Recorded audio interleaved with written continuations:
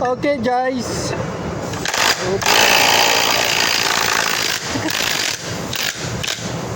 Aba, Rashid Bay. Baklas over. Baklas manhole. Mapi mo skill this. I tried. Close.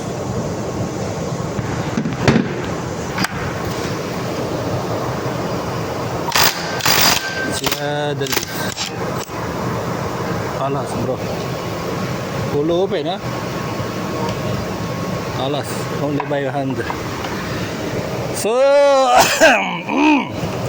yan ang manhole aming babaklasin. Kami ni Rashid nandito sa ibabaw ng multimedia. Agulak, be careful for this one ha. Clear ha. Okay. Hey bro. Asin safety ha. Asin safety. Ito ngayon ang aming trabaho ni Rashid.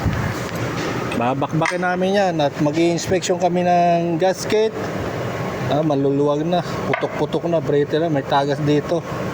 Tapos yung media namin che-checkin. Okay Rashid? Balti bro. Balti? Yeah.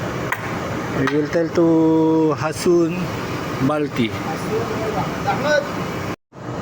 Walang media mapi bro. Okay. Anthracite only. So yan, buksan na namin yung manhole. Papagawa ko ng gasket. So yan ang manhole. Nabuksan na namin. Hey Rashid, use your iPhone 17 yan. iPhone 17. Okay, use this one. Mabuhat, Ahmad mabuhat. At ito na guys, at gumagawa na ako ng gasket. Sabi ko ay magpapagawa ako ng gasket kay Uwais, pero si Uwais ay busy sa panonood ng kanyang movie. So ako na po ang magbubutas niyan, ako na rin ang nag-cutting at ako na rin ang magsasalpak. So ganyan lang po ang aming paggagawa ng gasket at malaki po yan. Bale ang butas po niya ay 20 piraso.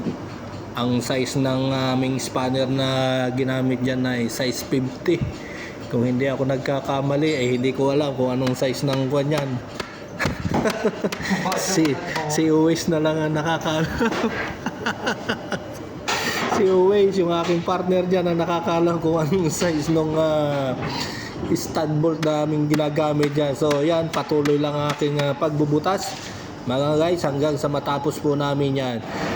At so yan mga guys, at wala nang katagas-tagas yan. Yan, nadali na kahapon na hindi ko na nakuha ng video at kami nagmamadali kasi half day.